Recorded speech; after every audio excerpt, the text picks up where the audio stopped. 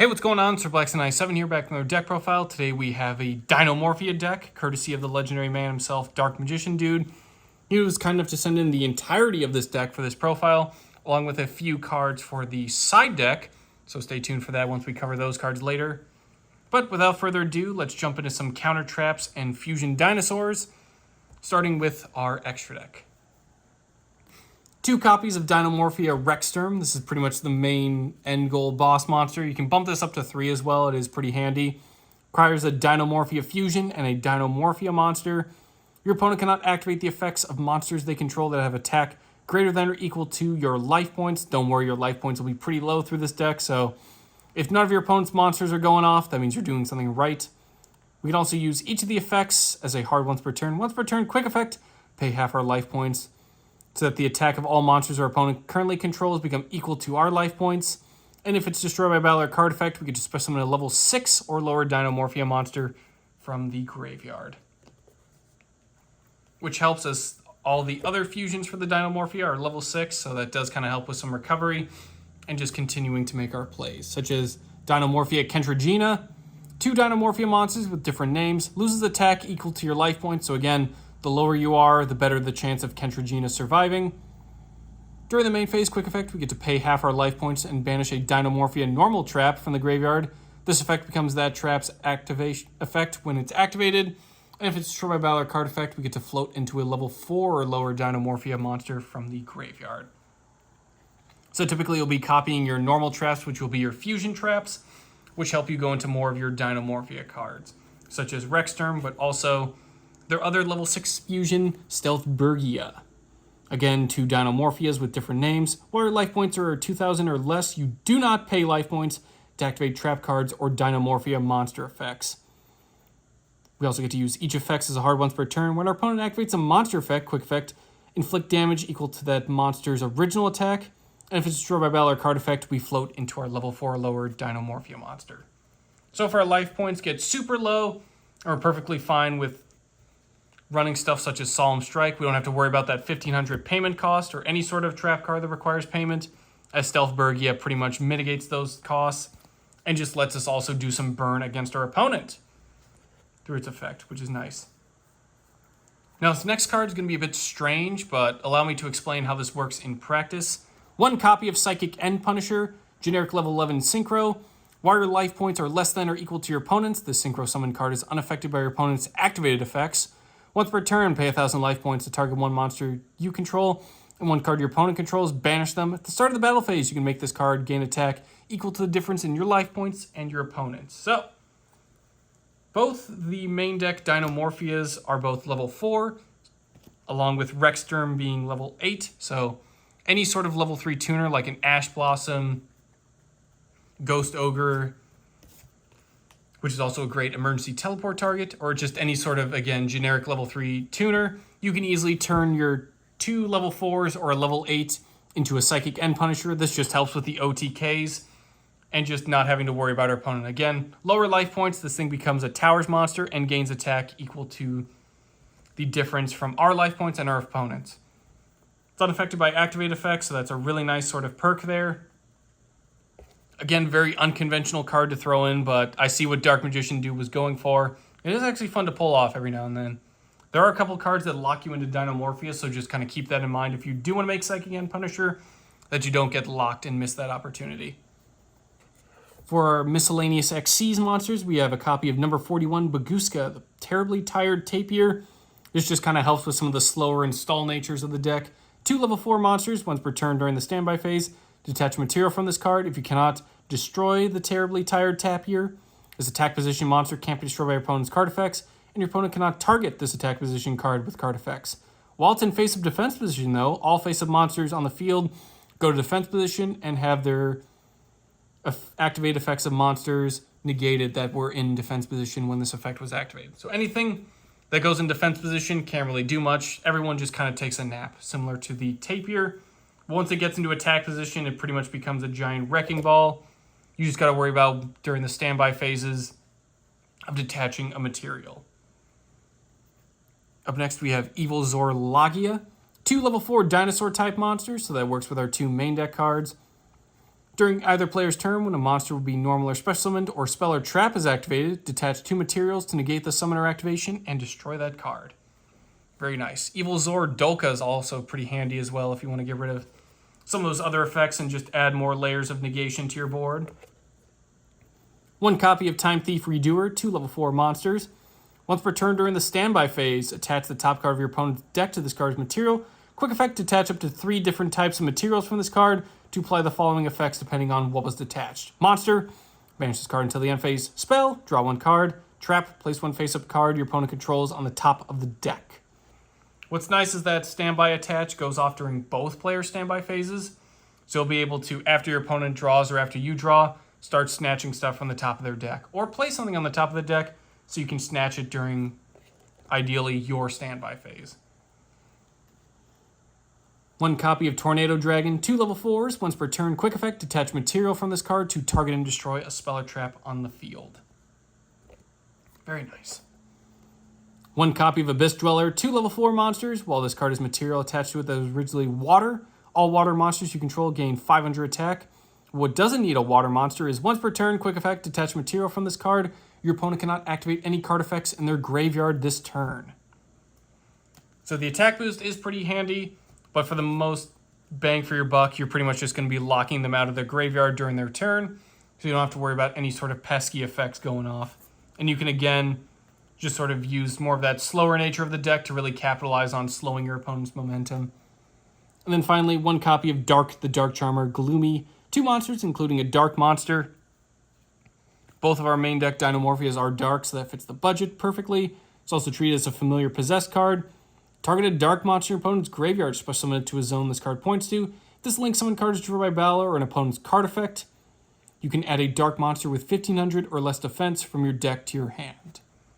What's nice about that search is both of our Dinomorphia main deck monsters have no defense, so both of them immediately become search targets, which is super handy. Speaking of Dinomorphia main deck monsters, I've talked them up quite a bit.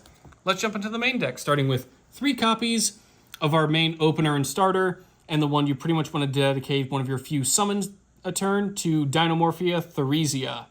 If it's normal or special summon, set a Dinomorphia trap directly from deck to your spell and trap zone. If your life points are 2,000 or less, this card also gains 500 attack.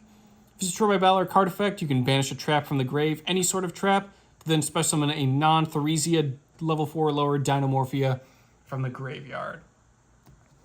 So what's nice about this is that you're just setting the trap directly, so you don't really have to worry about Ash Blossom, but obviously keep a watch out for stuff such as Effect Veiler or Infinite Impermanence that will still try to negate those effects.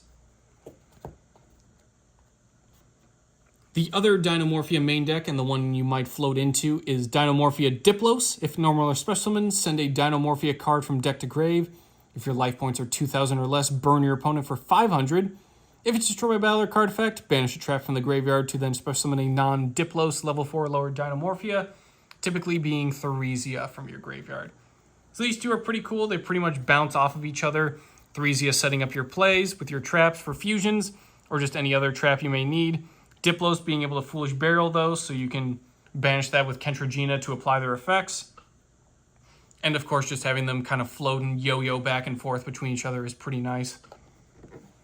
It wouldn't be a dinosaur deck if we didn't include the GOAT Miscellaneousaurus. We can only run 1 copy at the moment of the TCG, but again, stuff like Fossil Dig helps you get into this a little bit faster. We aren't running too many spells on the deck, so if you do want to dedicate some space, stuff like Call by the Grave to kind of help out against those Ash Blossoms and Effect Veilers, but also just to kind of make sure your Miscellaneousaurus search goes off. During either player's main phase, send this card from hand to grave. During this main phase, dinosaur-type monsters you control are unaffected by your opponent's activated effects. You can banish any number of dinosaur monsters from the graveyard, including this card.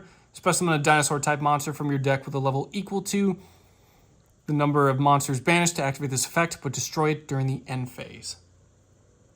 So you may want to splash in a few more dinosaurs to get some mileage out of that banish effect, but being able to just pitch it during either player's main phase to then make all of your monsters unaffected by activated effects that were dinosaur is super handy. Really just helps add a layer of protection to your field and make sure your plays go off without any sort of interruption or annoyance.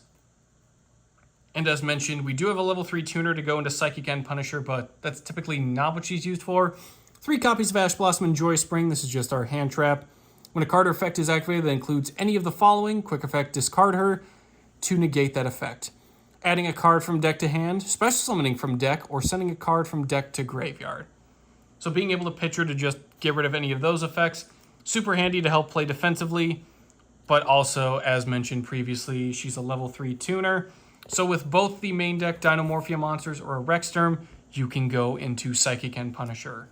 It has been done once, but obviously not the... Don't feel like you have to get into Ash Blossom just so you can Synchro Summon. You can use her for her intended effects, of course. Moving on to the spells, we have 3 copies of Fossil Dig. At a level 6 or lower dinosaur monster from deck to hand. Now once per turn, it covers a wide variety of stuff. Both of our main deck Dinomorphia monsters, Miscellaneousaurus, stuff like Soul-Eating Oviraptor if we want to go that route as well.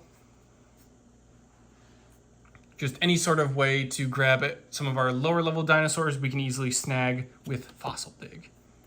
Moving on to some of our draw power cards, we have Pot of Prosperity, 1 copy of that, and then 2 Pot of Duality. We'll start with Prosperity. Banish 3 or 6 cards of our choice from the extra deck face down. For the rest of the turn, after Prosperity resolves, our opponent takes half damage, but we also get to excavate cards from the top of the deck equal to the number of cards we banished from the extra deck. Then we can add 1 excavated card from hand, place the rest on the bottom of the deck in any order. We cannot draw cards by card effects the turn we activate Prosperity. So even if it does get negated, just make sure you're aware that you can't draw anything by card effects the turn he was even activated. Well, this is just, again, a great way to grab after Theresia or any of our sort of normal traps that kind of help set up for those next turn plays, or even some of the counter traps as well. And then Pot of Duality, same thing, it's like a mini version of Prosperity. Excavate the top 3 cards of your deck, add 1 of them to your hand, shuffle the rest back into the deck. We can only activate 1. We cannot special summon the turn we activate this card. Again, that's not really too much of a concern. You're mostly going after Theresia just so you can set up your traps, or you can just grab some of your traps and then load up your spell and trap zones for when you make plays during your opponent's turn, as you typically will with their fusion traps or their counter traps. Speaking of fusion traps, let's jump right into them now. 3 copies of Dinomorphia Domain and 3 copies of Dinomorphia Frenzy. We'll start with Domain. During the main phase, pay half your life points to fusion summon a Dinomorphia fusion monster from the extra deck, using monsters from hand, deck, or field as material. When your opponent activates a card or effect while your life points are at 2,000 or less, banish this card from the graveyard. You take no effect damage from your opponent's card effects this turn. So big drawback is taking damage while you have super low life points. The normal traps kind of help protect with some of your effect damage related worries, while the counter traps handle the battle damage portion that you may be facing. This is pretty much the primary one that you would go into Stealth Bergia or Kentragina. Now you may be thinking, well, how do I get to Rexterm if he needs a fusion? That's where Dinomorphia Frenzy comes in handy. During your opponent's main phase, pay half your life points to fusion summon a Dinomorphia monster from extra deck, using only 1 monster from the deck and 1 monster from the extra deck. That's how you would cover that. That's also why he's in the card art. When your opponent activates a card or effect while you're at 2,000 or less life points, banish this card from your graveyard. You take no effect damage from your opponent's card effects this turn. So it's a nice bit of interruption. This would how you would dispense Rexterm out onto the field. It does only work during your opponent's main phase, which is a bit annoying, as it would be nice to just set up during your turn, but beggars can't be choosers. You're pretty much setting your cards and waiting a turn anyway, so it's probably going to go off during your opponent's turn regardless. And of course, that effect damage protection is very handy. Up next on the remaining normal traps we have 1 copy of Dinomorphia Alert and 1 copy of Dinomorphia Brute. Dinomorphia Alert says pay half your life points to special summon up to 2 Dinomorphia monsters from the graveyard whose total levels equal 8 or less. We get locked into declaring attack this turn and special summoning only with Dinomorphia monsters. So if you do want to make Psychic and Punisher using Alert and Ash Blossom, just know you are locked into Dinomorphia monsters. Unfortunate. When your opponent activates a card or effect while your life points are at 2,000 or less, this one also lets us banish to prevent effect damage. Dinomorphia Brute says pay half your life points to destroy a Dinomorphia monster we control and a card our opponent controls. And the same condition of banishing while our life points are 2,000 or less to protect from effect damage. So a nice almost pseudo Icarus attack, just being able to pop a monster we control which is perfectly fine as they just have floating effects or sort of graveyard effects to help extend our plays. Definitely run 1 at the least, but I would consider bumping up to 2 if you really want to. Moving on to the counter trap portion of the deck, we have 2 copies of Dinomorphia Impact. When a monster effect is activated, while you control a Dinomorphia card, pay half your life points to negate and destroy that monster. When you take battle damage this turn, the damage becomes half your life points at that time. During damage calculation, while your life points are 2,000 or less, if you would take battle damage, banish this card from the graveyard. You take no battle damage from that battle. Very nice. Intact, is probably one you want to max out on, just being able to counter some of those monster effects. All you need is a Dinomorphia card. You don't even need to destroy it. So having like a 3Z on the field, you can just pop your opponent's stuff and also protect yourself from battle. Next, we have Dinomorphia Sonic. This pretty much works the same, but for spells and traps, and pretty much does the same thing of being able to protect ourselves from half damage, and also protect ourselves if our life points are 2,000 or less from just generic battle damage. Dinomorphia Shell, 1 copy. Start of your opponent's battle phase, pay half your life points to special summon a Dinomorphia token. A level 10 Dark Dinosaur with 0 attack, but 3,000 defense, so pretty much the reverse of Rexsturm. And for the rest of the turn, while you control that token in your monster zone, your opponent cannot target other monsters for attacks except that one. During damage calculation, while your life points are 2,000 or less, if you take battle damage, banish Shell from the graveyard to nullify that battle damage. Pretty interesting card, a bit more defensive as the deck usually does. It does also help if you want to use Dinomorphia Domain, as you would also be able to use that token. And your monsters are typically going to get some pretty high attacks or pretty high floodgates, so you don't really need to worry about attack redirection at all, unless you really want to preserve that Rexsturm for your turn. And then finally, 1 copy of Dinomorphia Reversion. If you control a Dinomorphia Fusion monster, pay half your life points and banish a counter trap from the grave. This effect becomes that counter trap's effect when that card is activated. And then similar to the other counter traps, protecting ourselves when we have 2,000 or less life points from battle damage. So this one's basically an additional copy of some of your other counter traps. So you don't really have to run too many. That's why we're only running 2 intact. We're also running Reversion, which also does help with countering some of our other stuff as well. 3 copies of Solemn Judgment, although the newer released Iron Thunder also works pretty well. When a monster would be special summoned or a spell or trap is activated, pay half your life points to negate the summoner activation and destroy that card. Solemn Strike also works out pretty well, but that requires a flat 1,500, so if your life points get too low, you won't be able to make use of it, but Stealthburgia comes in handy there. But again, Solemn Judgment or stuff like Iron Thunder is just a great way to pay the flat half and continue your plays as normal. Up next, we have Ferret Flames with a Farting Ferret. Very cool. Very nice. Bit of an interesting trap and a nice tech choice. If the combined attack of all face-up monsters your opponent controls is higher than your life points, again, the lower the better, make your opponent shuffle monsters they control into the deck of their choice so that the combined attack of the remaining monsters they control becomes less than or equal to your life points.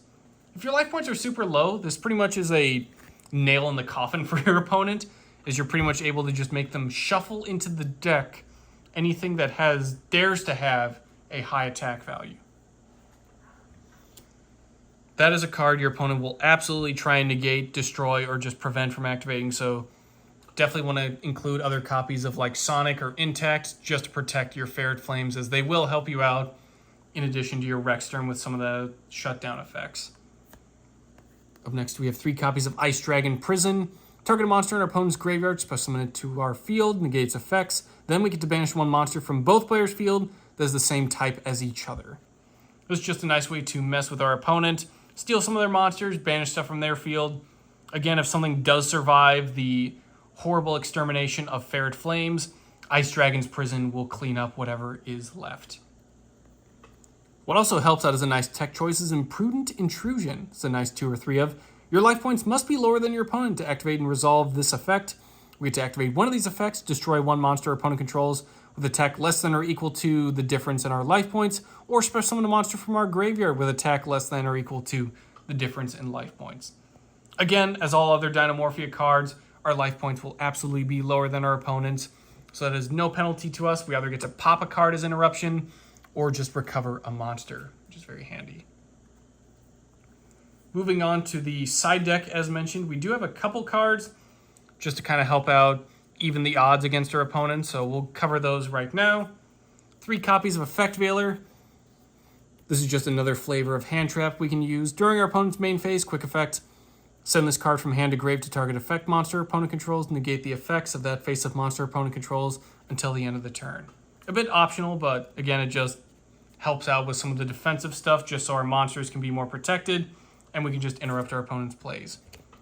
Gravedigger's Trap Hole, when your opponent activates a monster effect in their hand or graveyard, or when your opponent's banished monster effect is activated, negate that effect, and then burn our opponent for 2,000 damage, which is pretty terrifying. So if you feel a bit unhappy about having such low life points, just make your opponents lower. Easy. Another copy of Alert, bit of an optional one, it's more of a one-of in the deck, but if you want to include another copy, by all means. Same thing goes with stuff such as Sonic. You may want to include 2 or 3 copies total of the deck, but again, up to preference. And then, of course, another copy of Dinomorphia Brood should you choose. I prefer running 2 copies, but 1 is perfectly serviceable. In addition, we also have Dimension Barrier to play defensively. Declare a monster card type, Ritual Fusion, Synchro Xyz, or Pendulum. For the rest of this turn, neither player can special summon monsters of the declared type and also negate the effects of monsters of that type while they are on the field. You only activate 1-dimensional barrier per turn. This is pretty terrifying, pretty much being able to shut down your opponent from doing any plays. Just make sure it's not fusion, otherwise you may end up hitting some of your own stuff as well.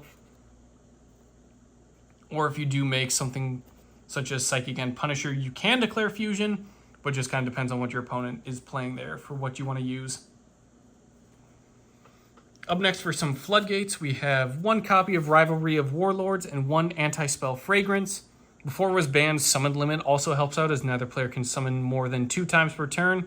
Bit oppressive. Again, the deck doesn't really summon that often, so it fit perfectly well for the deck. So if it ever does come off the ban list, Summon Limit is super helpful. Anti-Spell Fragrance, both players must set spell cards before activating them and cannot activate them until their next turn after setting them. We're pretty much running mostly traps on the deck. The only spells are the pot cards and Fossil Dig, or something like Call by the Grave. So you really don't get penalized by this. Same to Summon Limit. It actually helps out the deck quite a bit, as all of our stuff being activated is trap cards. Rivalry of Warlords. Each player can only control 1 type of monster. Send all other face-up monsters they control to the graveyard. Very terrifying. Again, doesn't penalize us. Everything's a dinosaur, except for Ash Blossom or Psychic End, so just keep that in mind. But for the most part, it doesn't really penalize us. 3rd copy of Imprudent Intrusion's also handy. Again, just more interruption and just penalizing our opponent. And also stuff such as Trap Trick. Banish a normal trap from the deck, except Trap Trick, and then set 1 card with the same name directly from deck. It can be activated this turn. You only activate 1 trap card for the rest of this turn after Trap Trick resolves. This is just a nice way to grab some of our other traps or just different copies of anything else we may need to forward our plays. It does have to be a normal trap, but again, helps us grab our fusions a little bit early, so that way during our opponent's turn, or our turn if we do have Domain, we can just go into a Dinomorphia fusion. And then the aforementioned Call by the Grave. Target a monster or opponent's graveyard, banish it, and if we do until the end of the next turn, its effects are negated, as well as the activated effects and effects on the field of monsters with the same original name. Very terrifying, nice way to just play defensively against some of those hand traps, such as Effect Veiler, just so Theresia can also go off and do her thing. You can also run Infinite Impermanence if you're afraid of that also hitting you, in which case I would also recommend Crossout Designator, and then main decking Trap Trick just to get that Infinite Impermanence out onto the field faster. Or also evenly matched, as your field is going to be super small regardless. So that would also be another board breaker you could use for your deck. Whew! That's a lot of dinosaurs. That'll do it for today's deck profile. Big thanks again for DarkMagicianDude for sending this in. This is actually a pretty fun deck to use. It's a bit oppressive and terrifying, just with the stall nature of the deck and the ability to just really shut down our opponent's stuff. So I understand if some people are a bit turned away from it, but it is still pretty cool nonetheless. So big thanks to DarkMagicianDude for sending that in, and thank you all for watching. We will see you all next time.